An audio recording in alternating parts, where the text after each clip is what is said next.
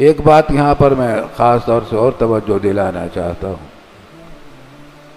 کہ رمضان کے مہینے میں اللہ کے بہت بڑے بندے خاص طور سے عشرۂ اخیرہ میں عبادتوں کا بڑا اہتمام کرتے ہیں، کیونکہ لیلۃ القدر بھی اس میں آنے والی ہوتی ہے۔ رمضان کی راتوں کی عبادت کا ثواب بھی بہت زیادہ ہے، بہت زیادہ ثواب ہے، لیکن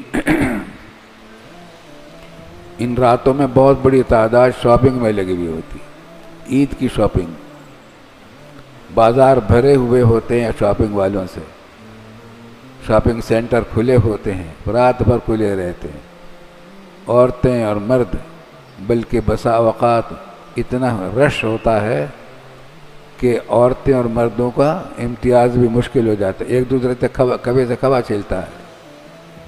اور بعض مرتبہ تو ہم نے دیکھا تھا، ہم نے بہت عرصے پہلے کبھی دیکھا تھا کہ عورتیں اپنی چوڑیاں پہنتی ہیں مردوں کے ہاتھوں سے، مرد چوڑی پہنانے والے ہوتے ہیں دکاندار، اور وہ ان کی چوڑیاں پہناتی ہیں۔ یہ تو حرام ہے بالکل، نامحرم عورت کو اپنا ہاتھ دینا مرد کے ہاتھ میں بالکل حرام ہے، ناجائز ہے۔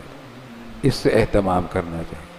اگر شاپنگ کرنی ہے ٹھیک ہے، عید کے لیے شاپنگ کر لیجیے اعتدال کے ساتھ، عرف کے حد تک، لیکن دنوں دن میں کر لیجیے، نمازیں قضا نہ ہوں، نمازیں خراب نہ ہوں اور رش نہ ہو۔ عورتوں کو بازار میں اول تو جانا مناسب نہیں، لیکن جائیں تو پردے کے ساتھ رہیں اور دن میں کر لیں کام، تاکہ راتیں ہماری عبادت کے لیے محفوظ رہیں۔